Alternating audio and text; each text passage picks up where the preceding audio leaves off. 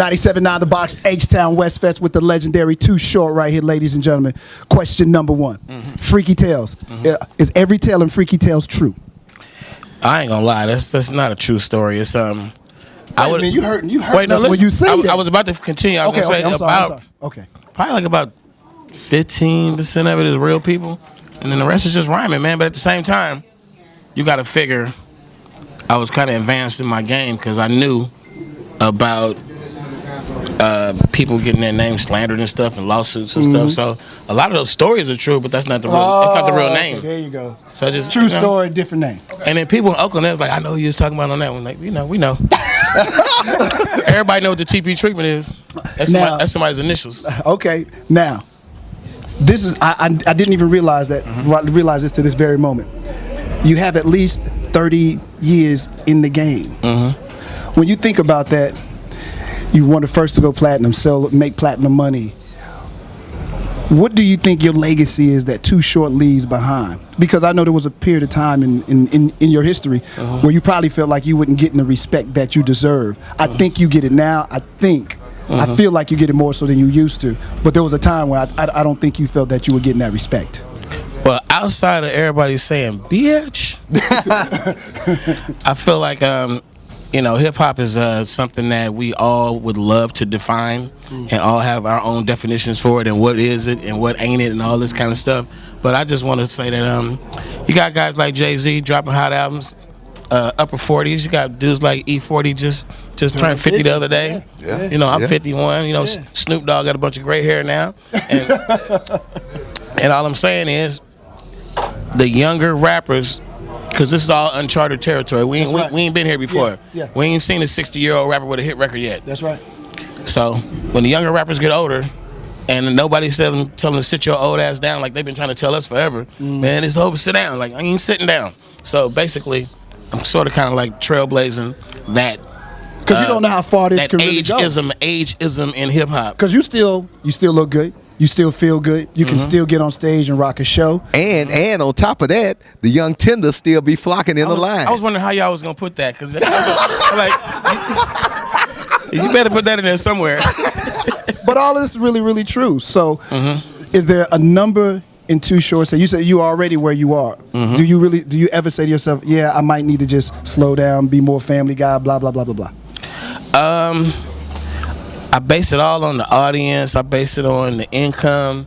And it's like, I was a 14, 15-year-old kid selling cassette tapes and DJing house parties and making money off rap music that allowed me not to go work at McDonald's or Burger King or something because I had money in my pocket when I was a teenager. Right. I still do the same thing right now to this day. So I'm not stopping till the wheels fall off.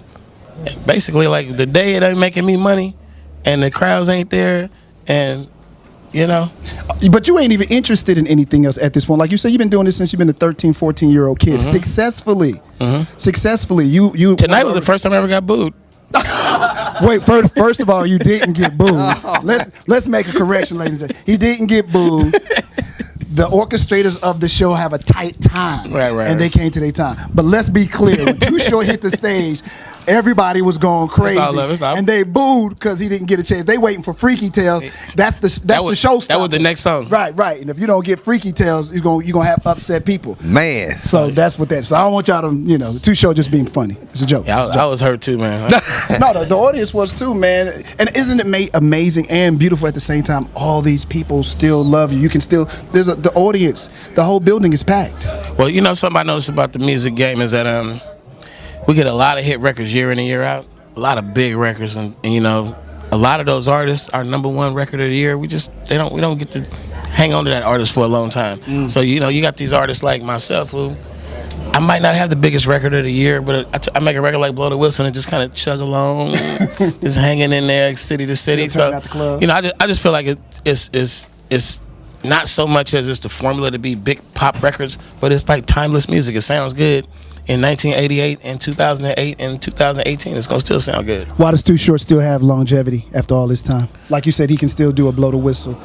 I think mine is a personal relationship with my fans, my audience. I really don't put the big bodyguard in the way or the the high and mighty attitude and can't stop and talk or take a picture or whatever. So I just feel like all these years I've been walking through crowds and I get off stage, I might go out in the crowd right now. Right.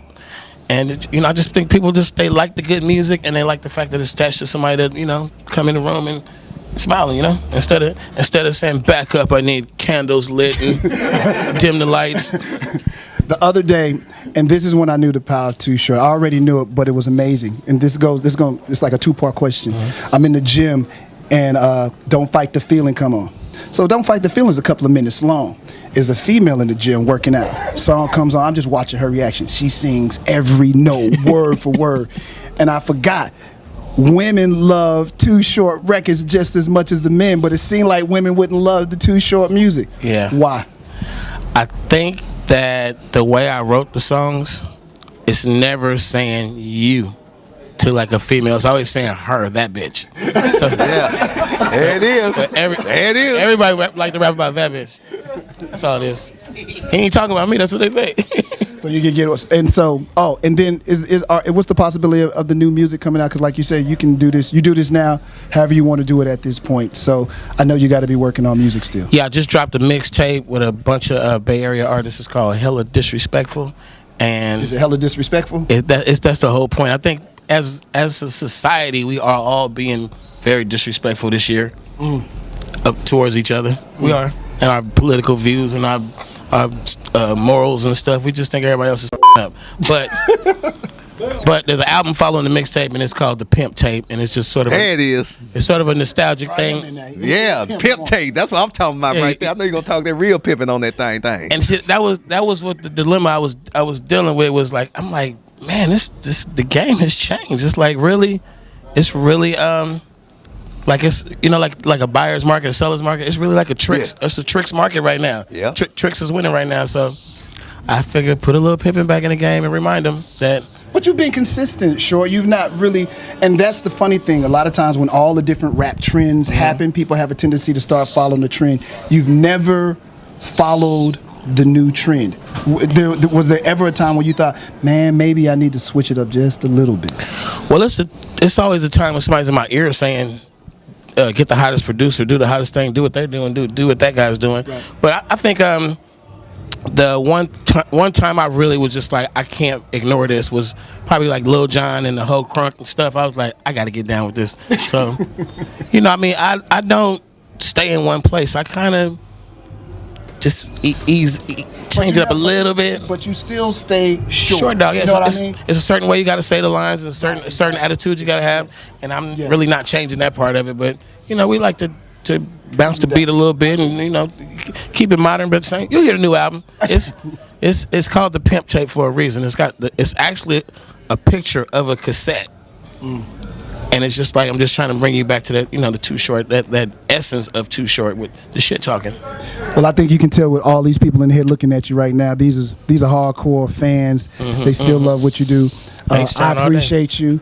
My jam is short but funky. Didn't get a chance to hear that tonight, but that's okay. I got it. Listen to it in the car. There you go. I listen to it whenever I want. How about that? Y'all bring me out to one of these big ass Houston clubs, and I do an hour and a half show. All right, there it is, right there. Y'all got clubs big as this damn arena. All right, let's do it. Well, we'll do it again. We'll bring Too Short back to the city so we can get the full show. But man, it's an honor to meet you, brother. It really, really is, and thank you for what you've done for hip hop, man. Thank you so much.